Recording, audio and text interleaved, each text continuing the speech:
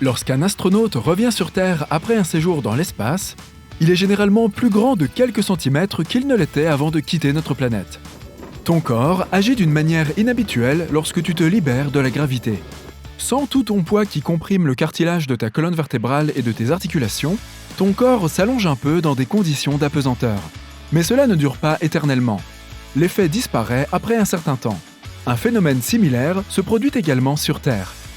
Lorsque tu t'allonges pour une bonne nuit de sommeil, tu deviens un peu plus grand. Pas plus d'1 centimètre, mais quand même. C'est pourquoi tu es plus grand le matin qu'à la fin de la journée. Il existe un champignon à l'aspect bizarre, l'Idsnel de Peck, dont le chapeau a l'air de saigner. Pas étonnant qu'on le surnomme le champignon aux dents sanguinolentes. Sous son chapeau se trouvent également des épines effrayantes ressemblant à des crocs. Ce champignon n'est pas vraiment délicieux. Il a le goût d'un poivron très amer. L'arbre tropical le plus haut du monde atteint 100 mètres de haut et pèse plus de 82 000 kg, ce qui correspond au poids d'un avion de ligne moyen. Il pousse sur l'île de Bornéo en Malaisie. La vue depuis le sommet de cet arbre est étonnante. C'est ce qu'a découvert un grimpeur local en escaladant l'arbre pour le mesurer correctement. Il semble que la plus vieille étoile connue soit plus ancienne que l'univers lui-même.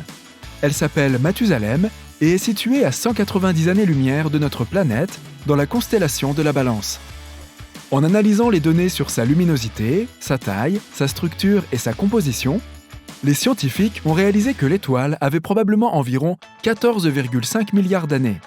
Il pourrait y avoir 800 millions d'années de différence entre l'âge réel de l'étoile et celui que leurs recherches ont montré.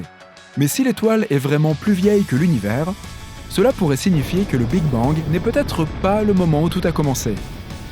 Le plus petit mammifère du monde est ce minuscule et adorable animal appelé la chauve-souris bourdon ou encore Kitty à nez de porc. Son nez ressemble au groin d'un cochon et ses yeux sont minuscules et à peine visibles. Ces créatures mesurent à peine plus de 2 cm de long et ont une envergure d'environ 18 cm. Ton nez, tes orteils, tes mains et bien d'autres parties de ton corps peuvent geler. Mais tes globes oculaires supportent facilement le froid, même si tu les laisses complètement sans protection. Lorsque les gens mettent des lunettes ou des masques, c'est surtout pour protéger leurs yeux du vent ou des reflets de la neige, et non du gel, quelle que soit la température. En effet, contrairement à d'autres parties de ton corps, tes yeux sont alimentés en sang chaud à tout moment, même dans les environnements les plus froids. Ils sont parcourus de nombreux vaisseaux sanguins qui les réchauffent en permanence. De plus, ils sont situés au fond de ta tête, là où la graisse, les tissus et les os contribuent à les maintenir au chaud. Il est presque impossible que les yeux gèlent tant que le reste du corps fonctionne. Il y a 3 raisons pour lesquelles les cheveux bouclés sont, bouclés. Premièrement, le follicule à partir duquel pousse une mèche de cheveux bouclés a une forme ovale, contrairement au follicule circulaire qui en résulte des cheveux raides. Deuxièmement, une mèche de cheveux bouclés sort de la surface de la peau en formant un angle plus prononcé que les cheveux raides, ce qui fait qu'elle se courbe en poussant. Enfin, la forme des cheveux bouclés favorise la formation de liens chimiques entre les protéines d'une même mèche, ce qui rend les cheveux encore plus bouclés. La célèbre tour de Pise est inclinée à cause du sol meuble qui se trouve sous la base de l'édifice. C'était probablement frustrant pour les personnes qui l'ont construite. Mais ce sol meuble est aussi en partie un élément capable de protéger la tour contre d'éventuels tremblements de terre. En raison du sol et de sa hauteur, la tour ne vibre pas avec les secousses des tremblements de terre. Ainsi, la raison pour laquelle la tour est inclinée est également la raison pour laquelle elle se tient toujours debout. Les calmars géants ont les plus gros yeux que l'on puisse trouver sur Terre. Ils mesurent 28 cm de diamètre, ce qui est plus grand qu'une assiette de table. Le cristallin, quant à lui, est aussi gros qu'une orange. Les globes oculaires des calmars géants sont remplis d'eau. Les calmars géants sont vraiment massifs et peuvent atteindre 13 mètres de long. Tu es fan de chocolat, mais tu aimerais commencer à manger plus sainement et à le remplacer par des fruits ? Alors, tu seras heureux d'apprendre qu'il existe un fruit qui a un goût similaire à celui du gâteau au chocolat. Il s'agit de la sapote noire. C'est une espèce de kaki originaire d'Amérique du Sud et d'Amérique centrale. Lorsque le fruit est mûr, c'est comme manger une crème anglaise sucrée avec un soupçon de cacao.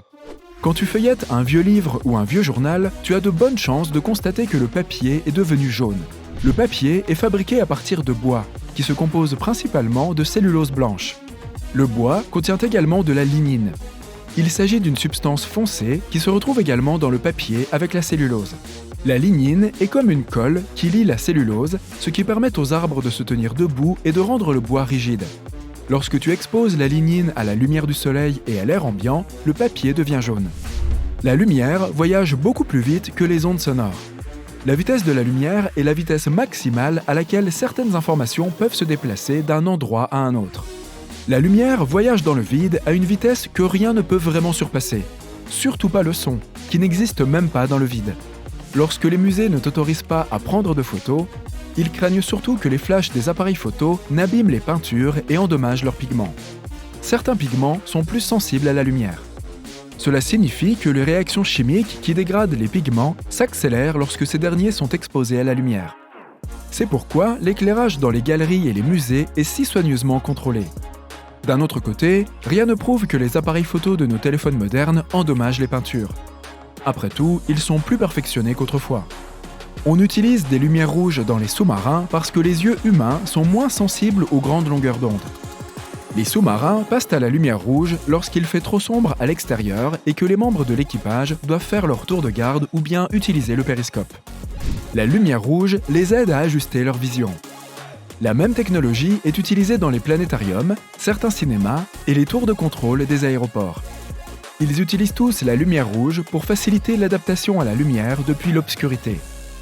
Les papillons de nuit ne peuvent tout simplement pas s'en empêcher. La lumière les attire, ce qui, dans la plupart des cas, se solde par une mort certaine. Mais personne ne sait exactement pourquoi cela se produit.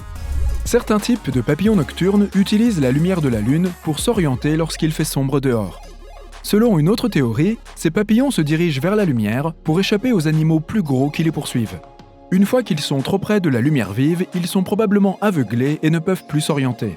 Ils peuvent également être troublés par une illusion d'optique qui leur donne l'impression qu'il existe des zones sombres et sûres juste à côté du bord de la lumière.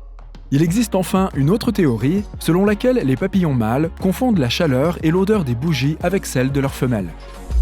Les cernes des arbres peuvent indiquer leur âge, mais ces anneaux s'élargissent également pendant les périodes humides, ce qui leur permet de te renseigner sur les conditions météorologiques d'une année donnée.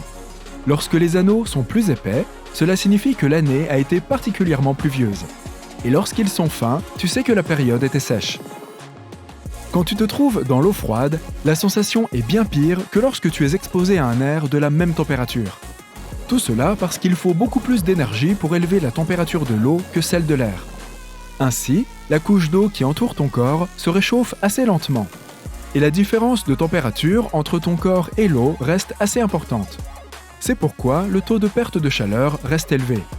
Les combinaisons de plongée en néoprène que portent les plongeurs peuvent te garder relativement au chaud lorsque tu es dans l'eau. Leurs pores sont suffisamment fins pour maintenir l'eau qui t'entoure suffisamment immobile. Le ciel est bleu parce que la lumière du soleil est dispersée après avoir frappé les molécules d'air présentes dans l'atmosphère de la planète. Quant à la lumière du soleil, elle est composée de toutes les couleurs de l'arc-en-ciel.